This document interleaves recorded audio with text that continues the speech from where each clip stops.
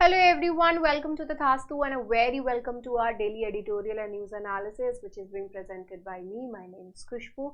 Let's get started with today's analysis. First of all, we will check out the table of contents. So कल का जो हमारा topic था उसमें ये आर्टिकल 370 रह गई थी क्योंकि बहुत सारी चीज़ें थी उसमें.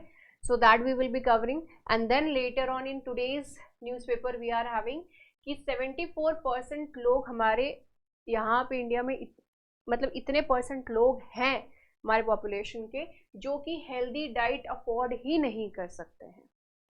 तो ये एक हम कवर करेंगे. हमारे प्रीलिम्स और मेंस दोनों ही पर्सपेक्टिव से बहुत इंपॉर्टेंट है. फिर आता है ऑनलाइन इम्पर्सोनेशन. सो ये हमारा जीएस पेपर 3 का सिक्योरिटी के पर्पज से. This is also related to that paper 3 only. Okay, तो यहाँ पे ये जो ऑनलाइन इम्पर्सोनेशन वाला प्रॉब्लम है उसको we will be getting to know about कि क्या चीज़ें हैं, क्यों मतलब इसमें किसी तरह कोई कन्विक्ट अगर होता है तो उसके ऊपर कोई फाइनल कॉल आता भी है कि नहीं, किस तरीके से पनिशमेंट है. All those things we will be covering. And then the next one is the global AI summit. इसके बारे में हम जानेंगे. ओके, चलो let's get started. But before that a little bit of information ये है कि जीएस फाउंडेशन कोर्स हमारा ये जो कोर्स है this is running. So in order to get any kind of details related to this particular course, you can call on this number. This course is available in English medium, right? And in order to get any details, do call on these numbers, on this particular number. And apart from that, you can send your enquiry as well. Enquiry email भी आप भेज सकते हो. इसके साथ साथ जो भी लोगों ने मेंस क्लियर किया है उनके लिए मैम के अंडर इंटरव्यू गाइडेंस प्रोग्राम जो है वो भी बहुत जल्दी स्टार्ट होने वाला है. तो you can enrol for that as well. Apart from that हमारा सीसेट पेपर 2 का भी कोर्स है तो आप उसको भी देख सकते हो. ओके, उसके लिए भी इंक्वायरी कर सकते हो. एंड प्री शॉर्ट तो ऑब्वियसली बात वहाँ पे है ही है. Now let's get started with the key aspects of Article 370 verdict. देखिए आर्टिकल 370 का ये जो वर्डिक्ट आया था इसमें बहुत सारी चीज़ें जो हैं हमने पहले से ही कवर करके रखी हुई हैं. ओके, नाउ ये परसों की जो डे बिफोर येस्टरडे उसमें हमने काफ़ी सारी चीज़ें इसमें जो भी चीज़ें मेंशन करी हुई हैं एक्सप्लेन्ड पार्ट में ही सही थी तो वो हमने कवर किया हुआ है और भी इसमें एक्स्ट्रा मटेरियल दिया गया है. ओके, अभी जो जजमेंट आई है वो ये 5 जजेस हैं जिनके अंडर जजमेंट आई और ये यूनानिमस जजमेंट आया है 5-0 से. तो ये बहुत बड़ा मैटर है कि मतलब इतने सारे मतलब सारे के सारे जजेस जो है वो एकजुट होकर उन्होंने कहा कि ये जो एब्रोगेशन हुआ है इसका क्या नाम है आर्टिकल 370 का तो वो सही है, वो गलत नहीं है. हाँ, इसके बाद ये भी ज़रूर पॉइंट है कि स्टेटहुड को इन्होंने कहा है कि इसको रीइंस्टेट कर देने के लिए कि स्टेटहुड जो है वो नहीं जाना चाहिए, that should be there. Okay, वो इनको वापस फिर से जम्मू एंड कश्मीर को ज़रूर दे देनी चाहिए. ओके, चलिए तो हम इसमें देख लेते हैं जजेस कौन कौन से हैं. Chief justice DY Chandrachud, justice Sanjiv Khanna, justice BR Gavai, justice SK Kaul and justice Suryakant ji. तो ये सभी जो है इसमें जजेस थे. सो यहाँ पे जैसे कि मैंने आपको कहा कि they have actually upheld central government का जो ये पॉइंट था कि एब्रोगेट कर देना आर्टिकल 370 को कॉन्स्टिट्यूशन से, though that has been upheld. Now ये कॉन्स्टिट्यूशन बेंच जो थी ये अपने जो चीफ जस्टिस हैं डीवाई चंद्रचूड़ जी वो इसको लीड कर रहे थे. तो उन्होंने कहा कि we are actually upholding the constitutional validity of the 2 presidential orders.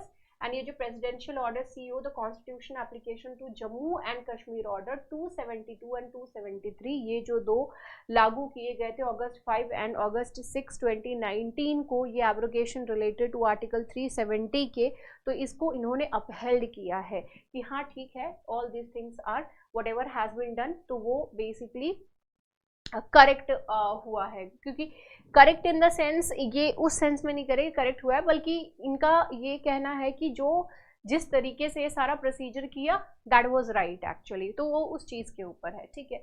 तो इट एक्चुअली अपहेल्स क्योंकि कल हमने डे बिफोर येस्टरडे में ही देखा था कि इसको टेम्पररी ही कहा गया है, हमारे कॉन्स्टिट्यूशन के पार्ट 21 में इसको रखा गया है, पार्ट 21 में, जो कि पार्ट बेसिकली जो टेम्पररी चीजें होती हैं, जो टेम्पररी पॉइंट्स है आर्टिकल्स है, उसको उसमें रखा जाता है। तो आर्टिकल 370 अगर परमानेंट था तो उसको इस पार्ट में क्यों रखा गया, ये क्वेश्चन किया गया था। तो it means that it was actually temporary thing, ठीक है, किसी भी तरीके से परमानेंट वाली तो चीज ही नहीं थी यहाँ पे, ठीक है ना। On the sovereignty of the Jammu and Kashmir, Jammu and Kashmir के मतलब ये जो सॉवरेंटी को लेकर के पेटिशनर्स ने पेटिशन फाइल करी थी कि इट वाज जो बेसिकली रिलेशन रहा Jammu and Kashmir and India का, तो it was distinct from the relationship with the other princely states that merged with that of the India. मतलब इंडिया के साथ, भारत के साथ जो भी कंट्रीज जो है वो मर्ज किए थे,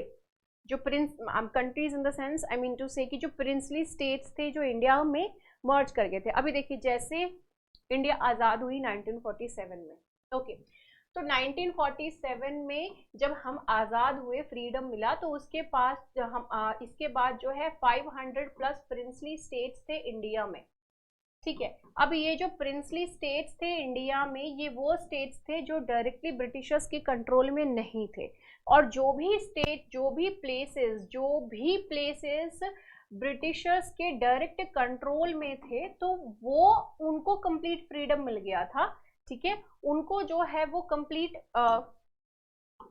फ्रीडम मिल गई थी, ठीक है, राइट। तो उनको कंप्लीट फ्रीडम मिल गई थी, वो जो है वो इंडिया का पार्ट बने थी, वो बेसिकली इंडिया थी, ठीक है।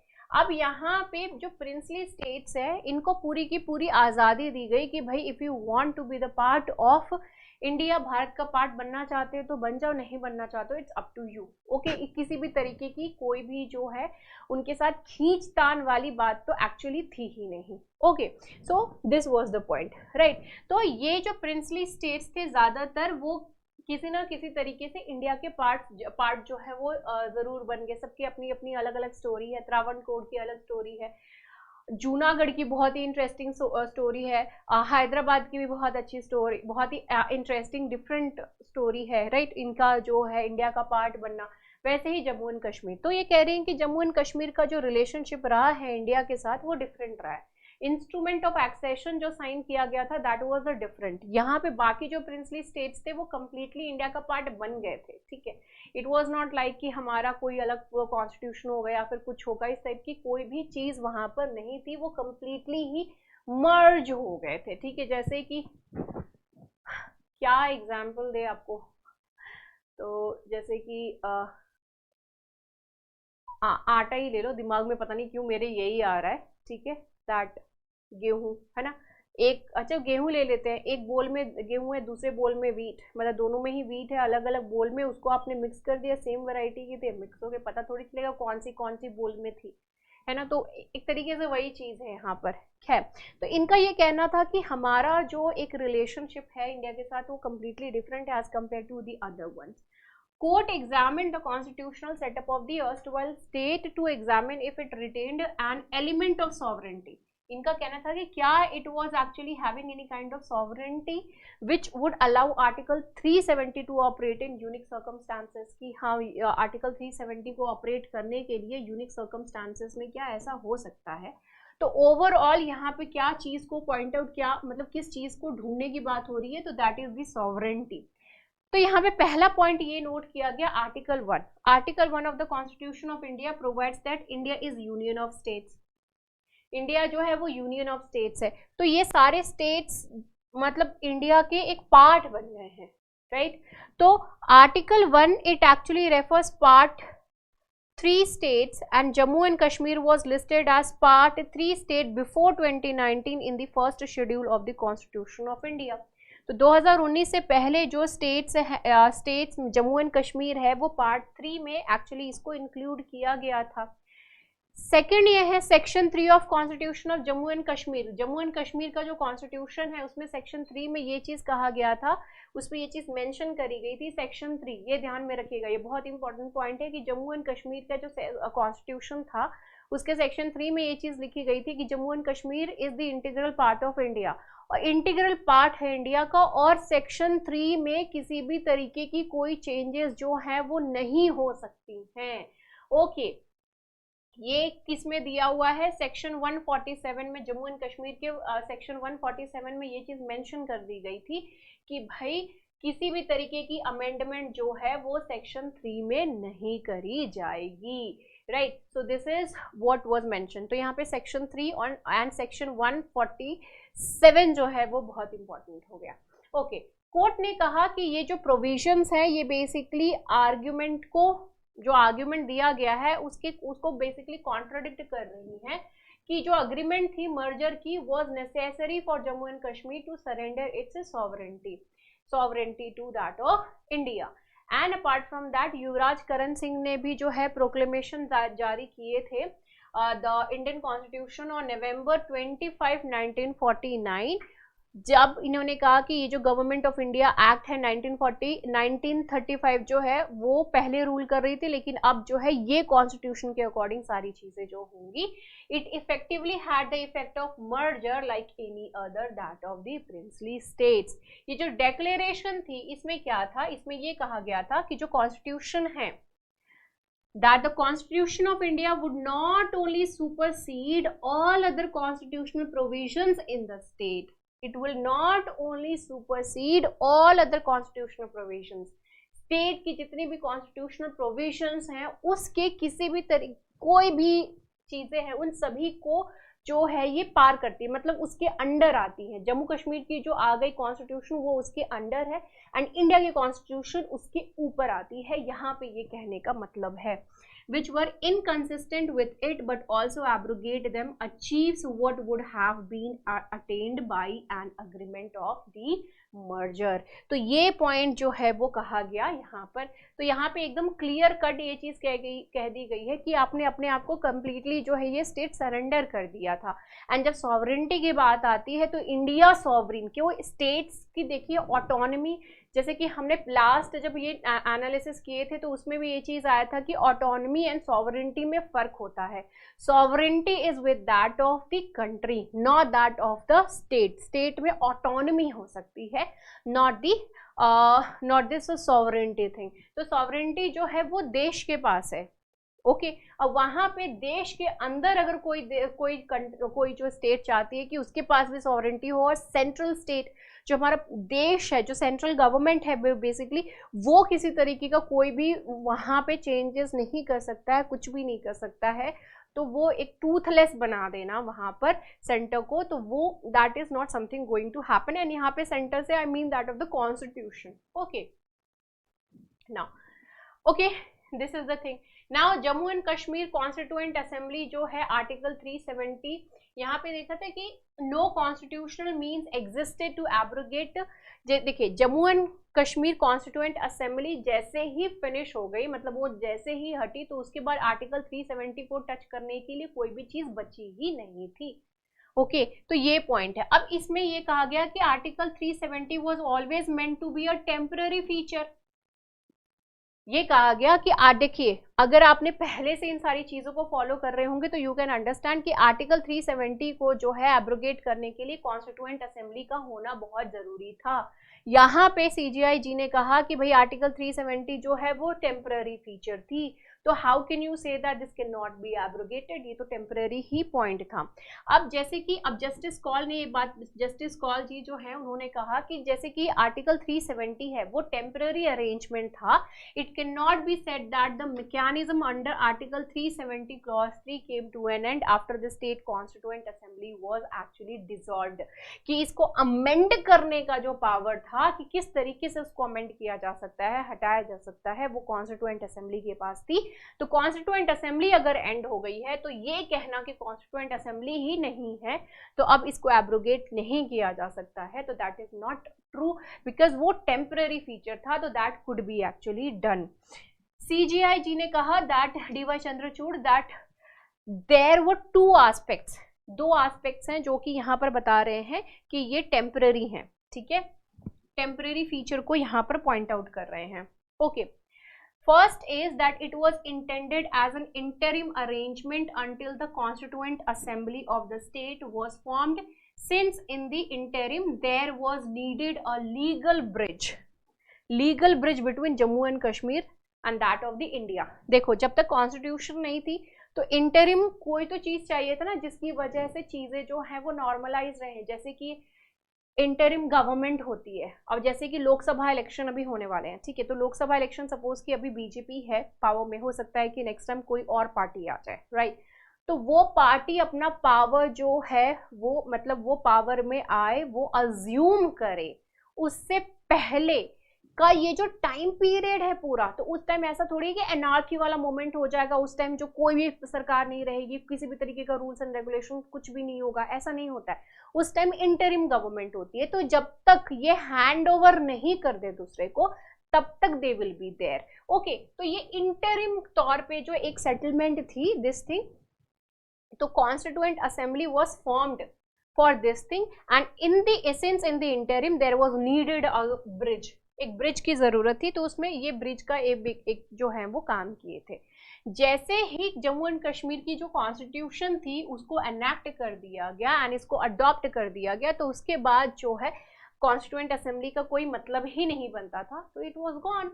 सेकेंड पॉइंट है कि जो provision was adopted because of the special circumstances in the state which was experiencing war conditions, तो ये तब इसको अपनाया गया था जब इसका वॉर टाइप कंडीशन था, क्योंकि उस टाइम बहुत सारा जो है अलग अलग तरीके की चीजें हो रही थी, जैसे कि लोग कह रहे थे कि मतलब हालांकि टेररिस्ट ही थे जो कि अटैक कर रहे थे जम्मू एंड कश्मीर को to become the part of Pakistan, and यहाँ पे ये कहा जा रहा था कि नहीं, ट्राइब्स जो है वहाँ के उन्होंने ही हल्ला बोल कर दिया है जम्मू एंड कश्मीर को अलग करने के लिए, वो पाकिस्तान का पार्ट बनाना चाहते हैं। इस चीज के लिए ह्यूज नंबर मतलब पावर कट ऑफ हो जा रहा था, मास मर्डर्स हो रहे थे, बहुत मसैकर हो रहा था, lot many things were going on. उसको रिटेलिएट नहीं, अब जो राजा हरि सिंह थे वो उस चीज को टैकल नहीं कर सक रहे थे, तो in that particular point they approached India ने कहा कि भाई अगर हम आपके इस इंटरनल मामले में इस तरीके से एंटर नहीं कर सकते हैं until unless you are actually signing this instrument of accession. तो इंस्ट्रूमेंट ऑफ एक्सेशन साइन करी गई थी और वहां पर फिर बाद में इंडिया ने जो है जम्मू एंड कश्मीर को सेव करने के लिए फिर अपना कदम लिया। ओके, सो वहां पे यही कहने का मतलब है कि वॉर लाइक कंडीशन वहां पे काफी हद तक बन चुके थे, बस यही था कि अटैक सिर्फ एक तरफ से हो रहा था, दूसरी तरफ से अटैक उस टाइप से नहीं हुआ। अगर उस टाइप से दूसरी तरफ से भी होता तो it was completely in mess, right, it was already in the mess, right. तो उस सिचुएशन के वजह से, वो स्पेशल सर्कमस्टांसेस होने की वजह से ये आर्टिकल वहां पर होना जो है वो नेसेसरी पॉइंट बन गई थी। अब ये लीगैलिटी की बात कर रहे हैं आर्टिकल 370 के एब्रोगेशन की, तो यहाँ पर पॉइंट ये कहा गया इसके एब्रोगेशन को लेकर के, पहला पॉइंट है कि प्रेसिडेंट रामनाथ कोविंद जी इन्होंने जो है CO 272 इशू किया था आर्टिकल 367 जो हमारे कॉन्स्टिट्यूशन का है उसको अमेंड करने के लिए। आर्टिकल 367 जो है it actually deals with the interpretation of the constitution and CO added a new meaning, the Constituent Assembly of Jammu and Kashmir, to mean Legislative Assembly of Jammu and Kashmir. This was very much necessary. क्यों जरूरी था, जैसे कि मैं बार बार इस चीज को repeat कर रही हूँ कि आर्टिकल 370 जो है इसको एब्रोगेट करने के लिए in any form you actually needed this Constituent Assembly, ठीक है, कॉन्स्टिट्यूएंट असेंबली की हमको जरूरत पड़ती। अब ये कॉन्स्टिट्यूएंट असेंबली तभी तक रहती है जब तक कि आपका कॉन्स्टिट्यूशन जो है वो बन नहीं जाए। तो जैसे ही कॉन्स्टिट्यूशन जो है वो बन गया तो उसके बाद इसकी नीड ही नहीं थी, तो इट वाज गॉन। अब कॉन्स्टिट्यूशन जैसे ही बना तो इनकी अपनी जो है लेजिस्लेटिव असेंबली बन गई। अब इन्होंने आर्टिकल, ये ध्यान में रखिएगा, ये सारे आर्टिकल सब बहुत इंपॉर्टेंट बन गए हैं। तो आर्टिकल 367 को इन्होंने क्या कर दिया, अमेंड कर दिया। इस आर्टिकल को अमेंड करने की वजह से what they did, they added a new definition. अब इन्होंने मतलब एक नया पॉइंट जो है इन्होंने यहाँ पर ऐड कर दिया डेफिनेशन में यहाँ पे कि कॉन्स्टिट्यूएंट असेंबली का मतलब है यहाँ पर ये legislative assembly. So they actually equaled this thing. ठीक है, तो legislative assembly is equals to that of the constituent assembly. Okay तो अब यहाँ पर इन्होंने क्या किया, एक तरीके से कॉन्स्टिट्यूएंट ये जो कॉन्स्टिट्यूएंट असेंबली थी इन्होंने ये चीज बना दी, ये फिर से रिवाइव हो गया. अब कॉन्स्टिट्यूएंट असेंबली जब रिवाइव होगी और this is the only one who had actually powered in order to abrogate article 370, तो इसने ये काम जो है वो कर दिया. ओके सो ये इस तरीके से ये सारा काम हुआ था. अब यहाँ पे जो पॉइंट है, CO 273 was promulgated seeking the consent of Parliament, which had assumed powers of Jammu and Kashmir legislature to recommend that all clauses of the said Article 370 shall cease to be operative. Article 370 के जितने भी clauses हैं, it will cease to be operative. It is not going to be operative anymore. Now Justice Kaul जो है उन्होंने he actually upheld this particular process and CJI DY Chandrachud जी ने कहा that the circuitous route of first changing the meaning of Constituent Assembly of Jammu and Kashmir, it was actually not needed. इन्होंने कहा, जैसे कि मैंने अभी आपको यहाँ पर ये पॉइंट बोली कि इन्होंने किस तरीके से जम्मू एंड कश्मीर की लेजिस्लेटिव असेंबली को ही कॉन्स्टिट्यूएंट असेंबली का नाम दे दिया, तो इसका इसी पॉइंट को इन्होंने कहा कि ये वाला काम जो इन्होंने किया है ये चीज़ करने की बेसिकली में ज़रूरत नहीं थी. Essentially after the constituent assembly of the state ceased to exist. अब देखो constituent assembly जो थी वो थी ही नहीं, तो यहाँ पे जो president है वो actually क्या करते, unilaterally they could have actually abrogated article 370. Okay, could have always unilaterally abrogated article 370. The power under article 370 clause 3 did not cease to exist upon the dissolution of the constituent assembly of Jammu and Kashmir. क्योंकि उस time if you could remember Jammu and Kashmir की जो assembly थी, legislative assembly, उसको dissolve कर दिया गया था. तो यहाँ पर ये कह रहे हैं कि article 370 clause 3 it does not cease to exist. अगर कॉन्स्टिट्यूएंट असेंबली जो है जम्मू एंड कश्मीर की वो डिसॉल्व हो गई थी, तो doesn't mean that it has also gone. When the Constituent Assembly was dissolved, only the transitional power recognized in the proviso of Article 370 Clause 3, which empowered the Constituent Assembly to make its recommendations, ceased to exist. It did not affect the powers effect of the power held by the President under Article 370 Clause 3. तो इसी point से ये कह रहे हैं कि भाई president के पास तो पावर थी ही, वो अगर चाहते तो इस चीज़ को नहीं कंटिन्यू करना था तो नहीं कंटिन्यू कर सकते थे, लेकिन ये या जो डेफिनेशन चेंज किया गया आर्टिकल 370 को लेकर के, तो ये काम करने की जरूरत तो खैर नहीं थी. ओके चलो, now on the action that was taken under presidents rule के अंडर जो एक्शन लिया गया उसके लेकर के क्या कह रहे हैं. पेटिशनर्स ने आर्ग्यू किया कि यूनियन ने जो है, यानी कि जो सेंट्रल गवर्नमेंट है, they actually took irrevocable action without the state's consent when it was under president's rule. ठीक है, तो जब स्टेट जो था, ओके ये तो अलग स्टेट लग गई, ठीक है, इसको इग्नोर करिएगा. राइट, जब ये जो स्टेट है it was there, it was actually under the president's rule. ठीक है, स्टेट जो था एक्चुअली प्रेसिडेंट्स रूल के अंडर थी. राइट, अब आप लोग कमेंट सेक्शन में ये चीज बताइए कि प्रेसिडेंट रूल कौन से आर्टिकल से लगती है. ओके, तो प्रेसिडेंट रूल के अंडर थी. तो जब ये प्रेसिडेंट रूल के अंडर थी तो यहाँ पर इन लोगों का ये कहना है, ये the challenge was to extend the powers that can be appropriated when article 356 is in operation. Answer तो यहीं पे मिल गया. खैर, प्रेसिडेंट्स रूल आर्टिकल 356. खैर, तो यहाँ पे इन्होंने justice CJI and justice call ने यहाँ पर ये बात कही. कौन सा, इन्होंने 1994 की जो ये रूलिंग है SR Bommai versus union of India, जितनी भी इंपॉर्टेंट जजमेंट्स हैं वो प्लीज जरूर कवर कर लिया करिएगा, because all of these are really very important. That define the contours of proclamation of that of the president's rule.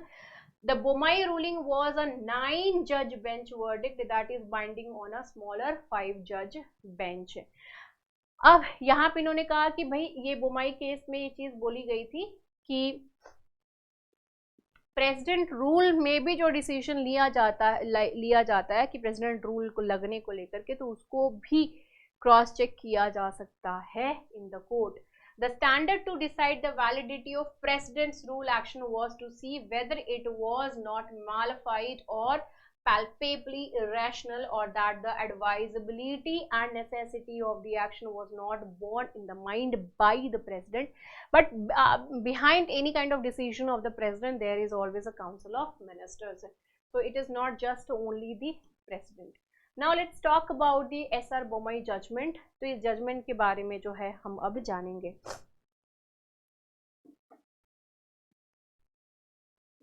Okay, तो ये जो जजमेंट है अभी हम इसके बारे में जानेंगे. राइट, अब ये जो SR बोमाई है, तो यहाँ पर this ruling is really very important. What was Bommai judgement which the Supreme Court relied on its ruling in its ruling. तो ये जो जजमेंट है, सबसे पहले तो याद रखो कि 1994 में ये चीज आई थी. केस क्या थी? केस में जो है 9 जजेस की बेंच बैठी हुई थी आर्टिकल 356 को लेकर के. एंड यहाँ पे कहा कि द आर्टिकल 56 क्या है, उसमें provision related to the legislative assembly की, मतलब जो स्टेट की कॉन्स्टिट्यूशनल मशीनरी है, अगर वो ढंग से काम नहीं कर रही होती है, in case of failure of constitutional machinery in states, including that for the imposition of the president's rule. तो इन चीज़ों से रिलेटेड जो पॉइंट है वो बेसिकली आर्टिकल 356 में मेंशन करी गई है. अब ये जो 9 जजेस की बेंच थी, they actually upheld the provision. The court ruled that कि ये जो प्रेसिडेंट का डिसीजन है, it is subject to judicial review. Please remember this point, article 376 and judicial review.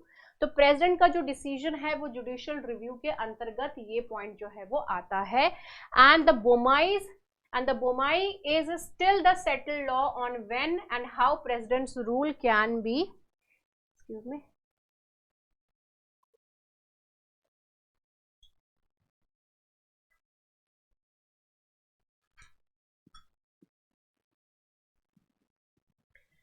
right, president's rule can be imposed and was invoked in recent cases, that of the Uttarakhand 2016 में, फिर अरुणाचल प्रदेश 2016 में. तो इन सभी cases में जो president rule लगाए गए थे, तो वहां पे भी बोमाई केस जो है वो काफी ज्यादा हेल्पफुल हुआ था.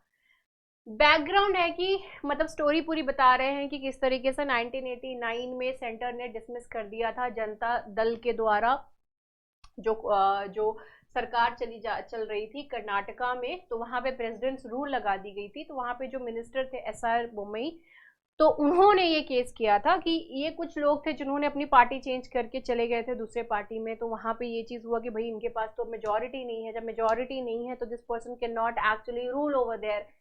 अब क्योंकि मेजॉरिटी होना चाहिए आपको सरकार होने के लिए, जब सरकार में आप हैं लेकिन मेजॉरिटी नहीं है, तो अब यहाँ पे और इन्होंने प्रेसिडेंट ने ये भी पॉइंट कहा कि कोई और पार्टी किसी तरीके के इसमें नहीं थी सिचुएशन में कि वो मेजॉरिटी इकट्ठी कर सके और पार्टी बना सके. तो इस वजह से उन्होंने वहां पे जो है वो प्रेसिडेंट रूल जो है लगा दिया. लेकिन यहाँ पर ये पॉइंट कही गई कि व्हाट इफ जो लोग गए थे वो फिर से वापस आ जाते. We should have been given certain time in order to convince, in order to make all these kind of things happen. Right, तो ये चीज नहीं होने दी गई and all of a sudden इतनी जल्दी जो है वो प्रेसिडेंट्स रूल लगा दिया गया. तो इस चीज को लेकर के इन्होंने पॉइंट बोला कि क्या अगर वो जो है यू टर्न कर लेते देन व्हाट. राइट, तो उसी चीज को लेकर के ये पूरी केस जो है वो स्टार्ट हुई थी. वर्डिक्ट में ये चीज कहा गया कि जो प्रेसिडेंट रूल का ये जो डिसीजन होता है, it is subject to judicial review. कौन से बेसिस पे? On the basis of illegality, modified extraneous considerations and abuse of power और दैट ऑफ द फ्रॉड. तो इसमें से ये जो 5 चीजें हैं, इनके बेसिस पे जुडिशियल रिव्यू का जो फंडा है इसको लिया जा सकता है, यहाँ पर इसको अप्रोच किया जा सकता है. The court said the material relied for making the decision can be reviewed. कि क्या मटेरियल के ऊपर रिलाई करके प्रेसिडेंट रूल जो है लगाने की यहाँ पर इन्होंने पॉइंट कही थी. The verdict also made parliamentary approval necessary for imposing the president's rule and only after the proclamation is approved by both the houses of parliament can the president exercise the power. But till then the president can only suspend the state legislature. अगर देखो कभी भी कहीं पे president rule लगाना है तो उसको अप्रूव कराना बहुत ज्यादा जरूरी है ये पार्लियामेंट से। पार्लियामेंट में 2 महीने के अंदर ये सारी चीजें हो जानी चाहिए, अप्रूव हो जाना चाहिए, ठीक है। And the dismissed government would stand revived if this thing has not been done. तो यहाँ पे प्रेसिडेंट ने अपना डिसीजन ले लिया, लेकिन उसके बाद उसको पार्लियामेंट में भी जो है उसको क्रॉस चेक करना जरूरी है। This is what has been said. The ruling also drew a red line for the centre state relationships, कि आप जो सेंटर है वो कंप्लीटली किसी भी तरीके से नहीं कहते खाई जाएंगे भैया स्टेट को, तो वैसा नहीं हो सकता है। There is a line between that. The fact that under the scheme of our constitution, under the scheme of our constitution, greater power is conferred upon the center which service the states, does not mean that the states are mere appendages of the center. So it's not like that the center could do anything whatever they want to with that of the state. For in order to keep a check on that, this judgment was really very important. Now between January 1950 मतलब 1950 जनवरी 1950 से ले करके यहाँ पर मार्च 1994 में जो ये presidents rule लगे थे, ओके, 100 टाइम्स और an average of 2.5 times a year, इस तरीके से इसको इम्पोज किया जाता था। लेकिन ये जब जजमेंट आई थी दिस, ठीक है, अब ये जो सारा केस था 1994 का था, ठीक है। अब ये जब पॉइंट आया 95 के बाद, अब देखिए 95 के बाद सिर्फ 29 टाइम्स जो है या फिर जस्ट वंस अ ईयर सिर्फ प्रेसिडेंट रूल जो है वो लगती थी। तो इसी का ही बेसिकली इन्होंने रेफरेंस जो है वो जम्मू एंड कश्मीर के केस में भी लिए हैं। की क्वेश्चन थे यहाँ पर कि आर्टिकल 370 जो है could have been abrogated when the state was under president's rule, president rule के अंडर जो है इसको एब्रोगेट किया जा सकता था। हियर सुप्रीम कोर्ट ने ये चीज कहा दैट बोमाई रूल को रेफर करते हुए कि अगर प्रेसिडेंट का जो भी डिसीजन होता है are constitutionally valid, the actions of the president are constitutionally valid, and they even said that the Boumai ruling had that the actions taken by the president after issuing a proclamation are subject to judicial review. These are subject to judicial review, लेकिन जजेस ने ये भी point यहाँ पे कही कि वो completely डिपेंड करती है, it adopted the varying standards to test the validity of the executive orders also, so it completely depends on this particular thing. Apart from that, justice Sawant ji ने कहा had set the standard of whether the exercise of power was modified or that of the palpably irrational. तो यहाँ पर मतलब वो जो मैंने 5 points कहे थे, यहाँ पर ये जो 5 पॉइंट्स कहे गए हैं, तो इसके ही बेसिस पे बेसिकली आप जो है जुडिशियल रिव्यू के लिए कह सकते हैं। तो ये पॉइंट्स जो है वो कहोगे तभी जाकर के प्रूफ कर पाओगे, then only all these kind of things could be actually checked. Now let's move on to the this thing, proclamation of Karan Singh. Karan Singh की प्रोक्लेमेशन को लेकर के अब यहाँ पे बात करते हैं। तो यहाँ पे क्या था, what was the Karan Singh proclamation of 1949 which was actually cited by Supreme Court in the verdict. हालांकि इस चीज को लेकर के मैंने पहले भी आपको बोल दिया, बट थोड़ी सी ही चीजें हैं, तो let's talk about this thing only, this thing also. So he is Yuvraj Karan Singh, as of now he is 92 years old, अभी 92 साल के हैं ये। तो 1949 में युवराज करण सिंह जो कि आए थे, मतलब ये हरि सिंह के पुत्र थे, हरि सिंह के बेटे हैं, तो ऑब्वियसली बात है he was the successor, right, Jammu and Kashmir के, and he had actually issued the proclamation that reflected full and final surrender of Jammu and Kashmir sovereignty to India. अब सुप्रीम कोर्ट ने क्या कहा यहाँ पे देखो, जो डेक्लेरेशन थी, the declaration in this proclamation that the constitution of India would not only, जो हमने पहले भी देखा कि जो constitution है इंडिया की, it would not only supersede all other constitutional provisions in the state which were inconsistent, but also abrogate them, achieves what would have been attained by an agreement of the merger. तो it means that आपके पास तो sovereignty वाला तो कोई चीज है ही नहीं, तो यहाँ पे तो ये पॉइंट एकदम क्लियर कट आ जा रहा है। द प्रोक्लेमेशन से ये कंप्लीटली चीज आ रही है कि जम्मू एंड कश्मीर ने अपनी सॉवरेंटी तो वैसे ही सरेंडर कर दी है through its sovereign ruler to India to her people who are sovereign. Now what was this proclamation of 1949?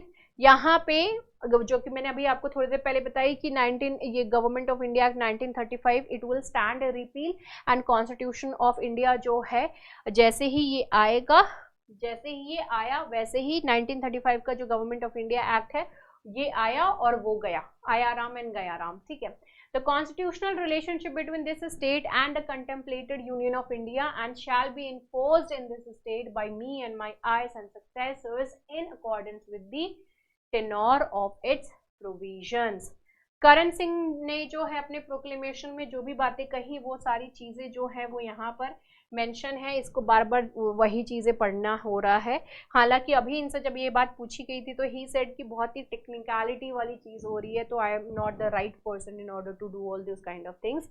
The union government had said in that the 1949 proclamation accepted the supremacy of the Indian Constitution and surrendered sovereignty to it, where the sovereign was we the people of India, we the people of India, and even the Jammu Kashmir also will be saying we the people of India. You are not just the people of Jammu and Kashmir but also the people of India.